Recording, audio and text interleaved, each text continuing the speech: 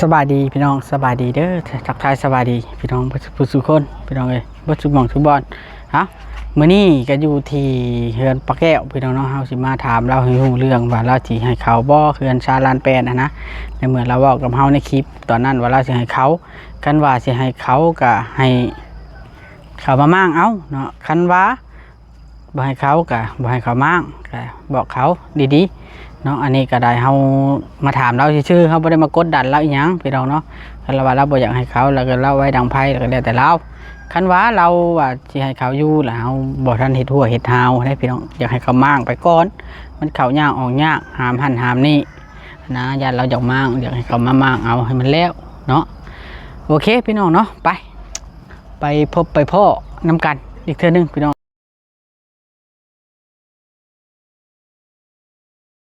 อันนี้ก็เป็นผู้รักผู้ใหญ่เด้อพี่น้องเอ้ยจุลี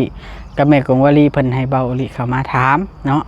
บ่แม่นแบบมีเจตนาจากดราม่าอย่างใดพี่น้องเอ้ยเนาะอันนี้เราเคยเว้าน้ำข่อยว่าสิให้เขาแต่เรายังสิให้เขาอยู่บ่นะบ่ได้มาขอน้ำข่อยได้เราเขามาขอน้ำเราโดยตรงพี่น้องไปเบิ่งน้ำกันเว้นค่อยคำลงแรงแล้วพี่น้องเอ้ยเนาะอันเด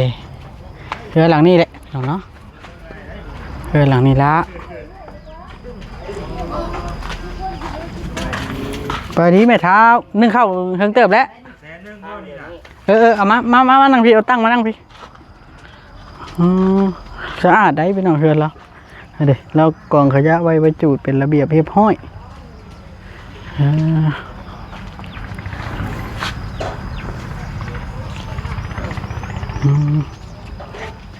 นั่งรถ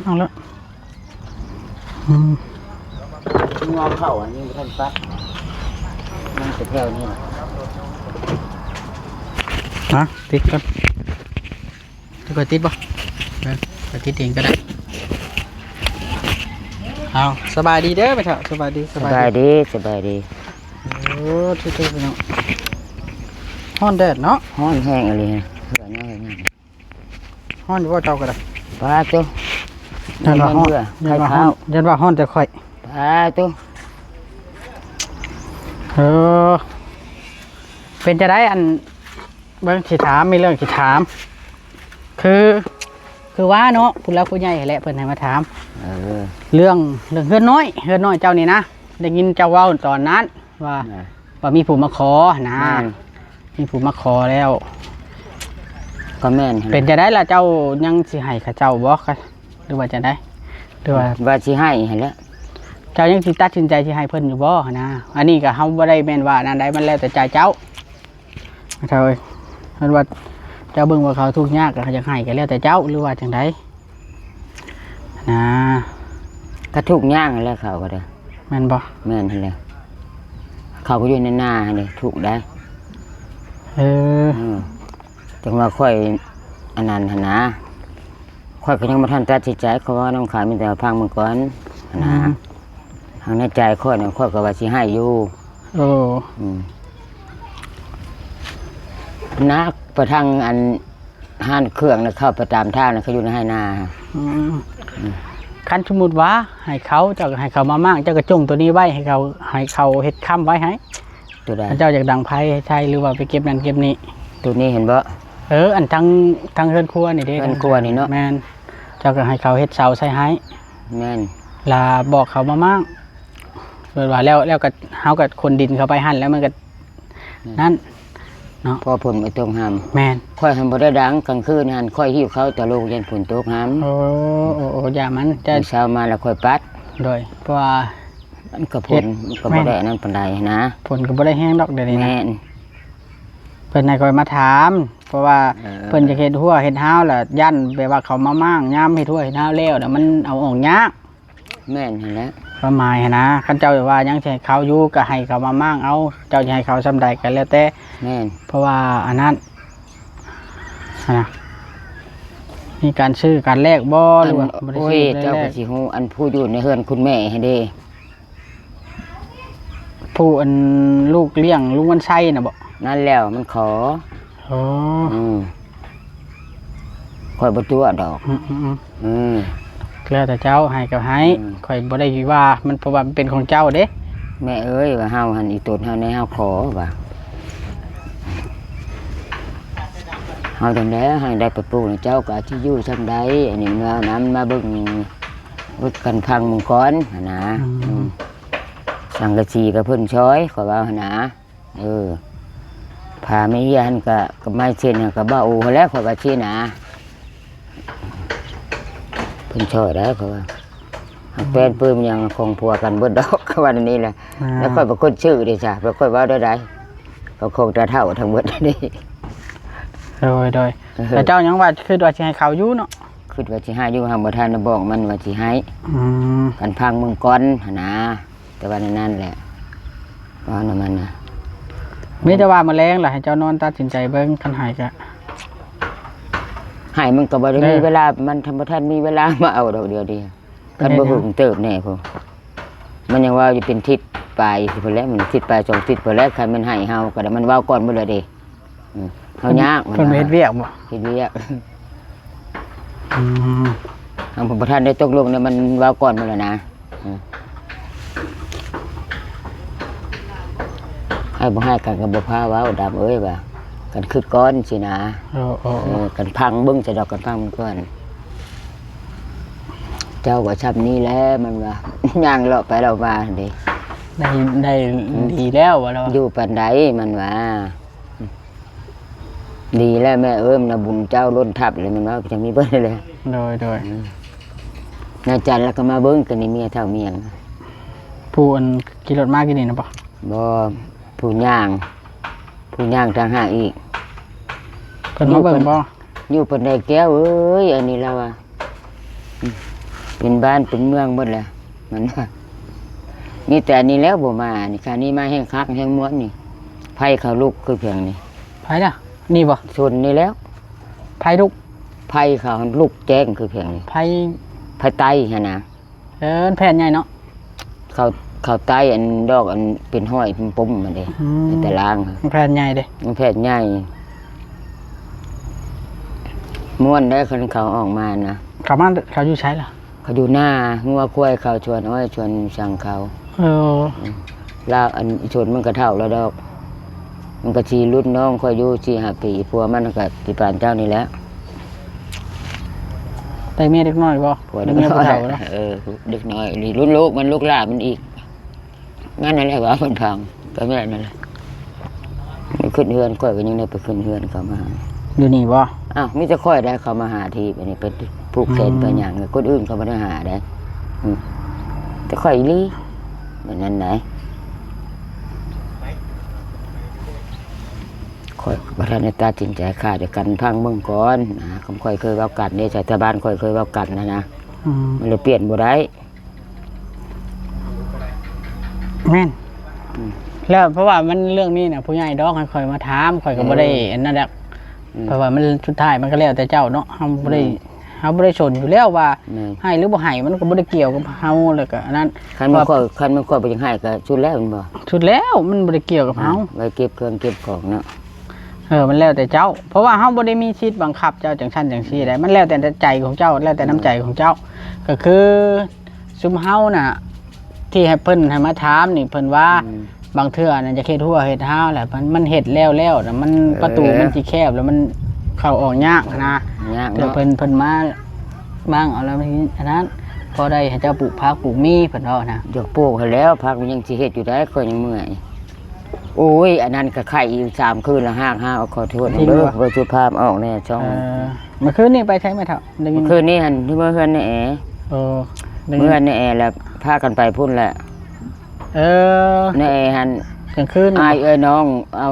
ก็นี่ได้คนไปน้ำจืดนี่เลยเนี่ยแน่หมอนนี่กันนี่ขี่รถจักรรักษาบ้านนี้แล้วก็ขี่รถจักรก็ไปส่งไปอยู่พุ่นหรือเปล่าไปส่งพุ่นล่ะส่งอยู่นั่นมันนั่นแล้วจนมืดจะได้มาข่าวก็ได้นี่อันนั้นนึกว่าขอโอ้ยมันบ่จากสู้ภาพนักคนที่สอนก็ได้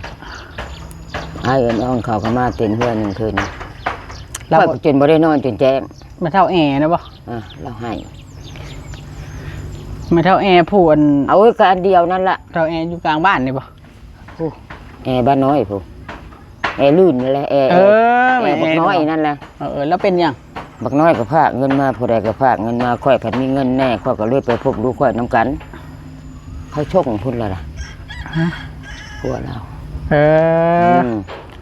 จังว่าผู้ใดก็แก้วไอ้เบิ่งให้ได้ยันแล้วมันเป็นลมในนั้นในนี่ผู้ใดก็ได้9 โมง 10 โมงจะได้ไปคืนนี้ก็บ่ได้นอนเห็น เพิ่นตัดสินแล้วเพิ่นคดีแล้วเพิ่นส่งพ้น เขาส่งไปแต่เช้าลื่นหา เออ ดูค่อยก็เนาะในแอร์ก็ เอา ก็ แล้ว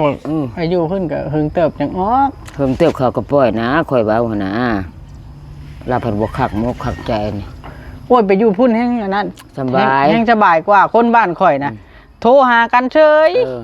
โอนเงินให้แล้วก็ได้ใช่คนบ้านข่อยก็มีได้อยู่พุ่นน่ะ ตำรวจเขาก็บอกแล้วเราจึงได้ดีใจหั่นค่อยก็ไปแล้วเนาะในหลายคนเขาเอาไปนะเพิ่นบ่แจ้งจักนะ อยู่พุ่นน่ะสบายกว่าอยู่พี่ แม่นครับ ข่อยสิบอกให้เลย ถ้าก็ได้ส่งเข้ากินได้เขาเอาเงินค่ามันพอได้คะแนนผู้ดูผู้ค้านก็บ่ได้กินเราก็บอกโอ้ยไปออกละเอียดเราจะเข่งใจยากนึงเราก็หาอ้ายน้องแล้วเขาก็มีอ้ายน้องตำรวจด้วยกันลูกข่อยสิได้ไปสิได้อยู่หันแลมบ่ได้ไปจ่ายดอกนะเขาไม่ได้มีเพียงน้ำมันนะถ้าลื่นยังว่ามี ใช่ว่าช่วงหนึงสิได้ออกแล้ว เอาว่าสิได้ออกแล้วผัดไปพิษพี่ช้างไผ่ละห้องประกอบประบัติจะส่งไปถึงกลางคืนบ่าย2 โมงเขาไปส่งกลางคืนชมคนแต่ก็มีแต่มื้อเช้านั่นแหละเราจังนอนมาลามาอีกก็บ่แม่นผู้อื่นนี่โทรมาบอกสิโทรมาบอกสิผู้เจ้าพร้อมเดียวนี่กันยาง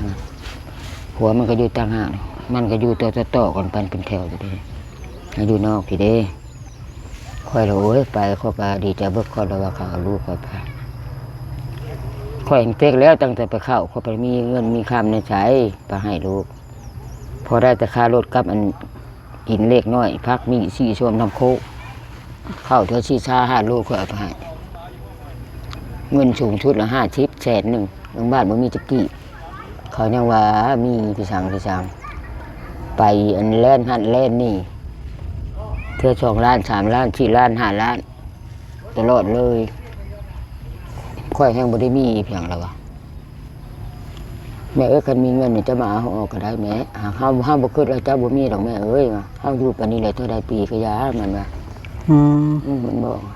เบิ่งบักกระทิงกันได้แม่เจ้าก็รักษาสุขภาพแน่มันว่า รู้สึกได้แล้วบ่บัดนี่ โอ้โหมันเสียอีนั่นแหละมันสิเป็นเพียงไผบ่ยองมันบ่ทิพย์บ่เคยหลักบ่เคยเล่นหมักชุกบ่ได้อ่านมันได้เยอะเห็นงานมันถึงชุก และอันผู้อันชาวเพิ่นนี่จ้ะออกแต่เฮิงบ่ อ้าวจะไปเขาก็ปล่อยแล้วเฮาเมื่อเขาก็ปล่อยแล้วแต่ลูกค่อยเข้ามันนี่มันเอาคนเข้ามัน4-5 คนล่ะเสียมือมันก็ออกที่มันก็ออกเลย นางนะ จำได้อยู่นี่เด้จ้ะที่หมดแล้วนะเขาป้าบ่เลย แต่กี้ได้ยินเขาว่านางนั่นแล้วติดยานะแต่กี้ บ่ได้ติดมันเอามันมีแล้วมันเอาไปให้ผู้นั้นผู้นี้แล้วมันบอกเขาจับมันพาได้เงินมันน้องสิบาทชีวิตถ้ามีตาชาวบ้านมีจริง ค่อยว่าสิเฮ็ดหัวจะดอกค่อยหักเมื่อย ก็นั้นแล้วคนแต่คอยจังว่าอยากให้พามามั่งก่อนทำอย่างนั้นได้ใช่ ไม้อันนั้นอันนี้พอได้ขุดหนางัวนี่นะเมื่อยไหล เมื่อไรบ่ หัวประบานเผ็ดกินเชือกกินผ้าผ้าห่มค่อยเบิด4 ผืนพอได้เราก็เห็นคือกันผ้าห่มเจ้าชื่อมาให้2 ผืนก็กินผืน1ตัวดำมาดิวันนี้ผ้านั่นก็มันก็ย่ำเทืองแห้งเบิดสิว่าเพิ่นเครื่องอีเทืองบ่แม่นธรรมดาเต็มที่ งัวก็กินฮอดเสื้อผ้า กิน เนาะ กินเบิดส่งเชื่อบ่ได้ยังผ้าห่มนี่สิตัวพี่สั่ง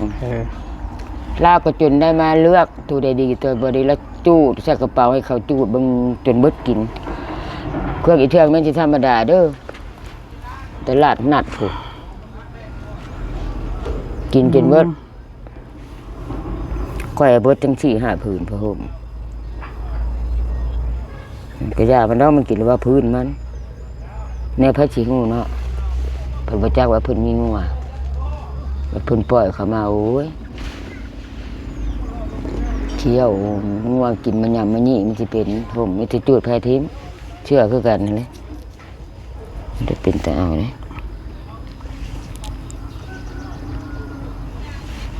ค่ารถได้แพงสิตาย งัวนะบ่แพงงัวนะบ่หรือแพงเสื้อผ้า คิดว่านั่นสิได้เสื้อผ้าแหละเพื่อนค่ารถก็แพงสิตาย200,000 ไปพุ่นน่ะบ่ เอ้าไปกลับ รักยังมันเราอยู่ใช่ล่ะ นี่รักหกนี่แหละรักหกได้ อืม อยู่กันหั่นล่ะเท่าลื่นเท่านั้นก็ได้มันเปมันออกแล้วก็อีอันนี้เราไปอยู่น้ำเขาไปจับมาก็ได้อีอันเจะไปเห็นนี่นะ อืม ไล่หนีคือนี่แน่มันก็บ่หนีเห็นอะไรจ้ะจับลูกเข้าไปกับมี3 คนมันบ่ได้มีท่านเขาคือยาน่ะมันยาบักลาน่ะมันคนบ่ได้อ่ำดอกตำรวจเขาก็คงเบิดเลยบักลาครับบ่ได้ของมันบ่ได้มันของมักแป้งขอยเป็นบ่มีเงินแต่นั่นลูกอดล้านนี่2 ล้านกันมึงส่งประจำเป็นแล้ว มันก็ว่าแม่เอ้ยส่งก็จำเป็นแม่เอ้ยเฮากับเจ้าก็บ่มีมันว่า อืม มันก็เว้าดีดอกโอ้ยคนไปเบิ่งไปเยี่ยมเขาเนื้อน้ำมันผู้ชิชาจิไอ้ตุนมันแล้วมันให้ ให้บ่ ให้แล้ว ลูกจะนะ โอ้ย เห็นแม่แล้วให้บ่ บ่แล้วบ่เห็นความมันก็ให้ตั้งแต่อยู่พี่เดี๋ยวนี้จะลงไปอยู่พุ่นแล้วปัญหามีมันหยังก็พากไปนะบ่มีหยังก็เข้า1 ปัน 1ของกินน่ะเด้พากก็เขียนชื่อใส่มันไปกินอิ่มแน่มันเพิ่นบ่ได้นั่นปานใดบ่จื้อดอกบอกตุ้ยๆนี่ อืม ด้วยก็ตุ้ยบวมมาแล้วเป็นร้อยเดี๋ยวนี้ฮะมันอันนี้มันติดร้อยเนี่ยบ่ได้ย่าง เป็นฮะ เนี่ยบ่ได้ย่างไปใส่ บ่ได้หยังเลยบ่ เอาย่างอยู่ดอกน้ำหมูหันเฮ็ดอยู่เฮ็ดกินมีหยังมันบ่ได้ย่างไปคือเฮาบ่ได้แข่งแดดนี่ เออ มันก็เป็นเปี้ยเป็นร้อยแล้วเนาะก็ผัดบ่มีเงินข้าวผัดมีเงินเนาะแล้วความอยู่ความกินมันก็ต่างมันจะมันบอกแม่เอ้ยหาเก็บผักมันต้นผักเพียงก็อยากเก็บมาเนี่ยแม่เก็บละลายผักไม่เฮาแหน่กันจะบ่มีเงินก็พวกเฮาได้กินกับข้าวจ้ำกับปลาแดกมันนั่นมื้อได้เห็นบ่คนค่อยสิไปเขาไปหาเก็บผักมื้อนึง2 มื้อเขาบ่ได้ไปว่านี่เขาบ่ได้ไป คือพักตัวผักให้แล้วเนาะ ค่อยไปเองเช้านี่ไปเป็นหมู่นะแอนแม่ก็นั่นผัวเราเด้เนี่ยบ่ได้ฮู้เนาะเขาเอาไปเพราะแห้งเขาจังโทรมาบอกอะนะนั่งแต่กี้เห็นแล้ว อืม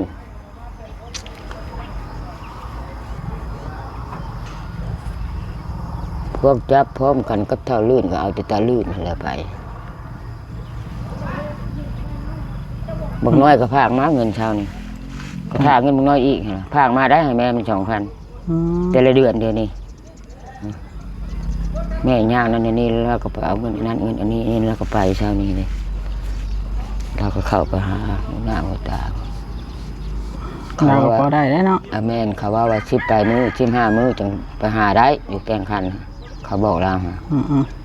เราสิไปอีนางเลยสิมาวันนี้เด้เอ้ยบักน้อยล่ะอีนางนั่นล่ะมันสิมาแล้วก็พากันไปจะเอาเงินเอาหยังไปให้พ่อนะเราเล่นหมดแล้วมื้อนี้สิบ่ได้นอนเลยได้คืนนึงผู้เฒ่าผู้แก่ในบ้านพี่น้องเขาแล้วพี่น้องชาวรุ่นไปนั่งกันอาหารผู้ให้ก็ให้ผู้บ่ให้ก็บ่ให้ เราหายเนาะ เอาเราให้เราคือตัวที่มันเราบ่ฮู้เนาะเราบ่จักก็เราจักเขาแล้วสี่พุ่นโทรมาบอก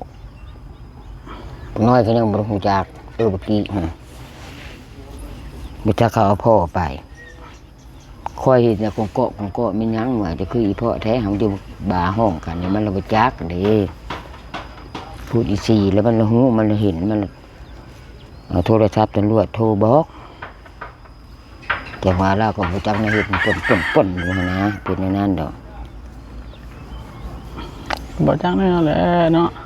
ตำรวจไอ้น้องเขาเล่ากันหลายครับพี่บ้าบอกเขาจิตไปโตว่าให้เขาย่านดาวเขาตก อืม เรื่องนี้ฮะมันยันหัวยันตีนก็บ่ได้ดอกเบาหลีเอ้ย โอ้มันกะนั่นแหละเอาโอเคมีแต่ว่าให้เจ้าตัดสินใจตัวนั้นเลย แม่นเด้อ โอเคมีหยังกะลุยต่อข่อยบ่รู้ว่าจะไปใช้นะแต่มันเนี่ย เพิ่นบอกลี เด้อ ลีมันเคยมาอาบน้ำมื้อเช้ามื้อแรงเด้ค่อยก็ให้ มันย่วงเอาบ่ มันก็มันใช้น้ำค่อยใช้รถ ย่วงนี่บ่ เอาในนี่แล้วนี่เด้ ให้เราหยวกรถ ค่อยนี่บอกมาใช้ในนี้บอกค่อยเห็นไปหิ้วเอาอยู่เพิ่งค่อยเลยบอกมันก็เลยมาอันนี้เลย กันหยวกกับมันหยวกอยู่เอาหยวกแกเอา ค่อยบอกเบ่แล้วนะเขามาใช้ในนี่เลยกูมือนี่ แม่นเพราะว่าเฮาต่างคนต่างทุกข์เฮาก็มีกำลังใจต่อ แบ กับ น ว่ากลางเว้นแล้วมันบ่ชั่วมามื้อเช้ามันเอาแต่เช้ากับยามกลางคืน มันฮ้อนเนาะ มันอายคนอยู่เนาะบ่ตีข่าวแล้วมันก็ได้ ค่อย มาใช้ทางนี่นี่ อืม ค่อยบอกใจรถลีเอ้ยกันบ่คือหมู่ดอกว่าตัวเอารถว่า แม่นแล้วก็บอกเราโลดว่าใส่รถใส่ไปก่อนว่าสิเด้อ เอาค่อยก็เว้าใช้รถลีเอ้ยใช้รถซ้ํตัวได้น้ำมันก็เว้า อืม มาแล้วมันตอบค่อยว่าบ่าวลีก็มาทายเฮาเทื่อนึงมันน่ะ อืม โอเคบัดนี้จังไดก็ได้สบายดีเด้อแม่เฒ่าเด้อ สบายดีสบายดี โอเคพี่น้องเนาะ ค่อยไปสิกี่ที่เพียง ก็เล็กก็ได้อยู่ดีมีแฮงพี่น้องเนาะ มีหยัง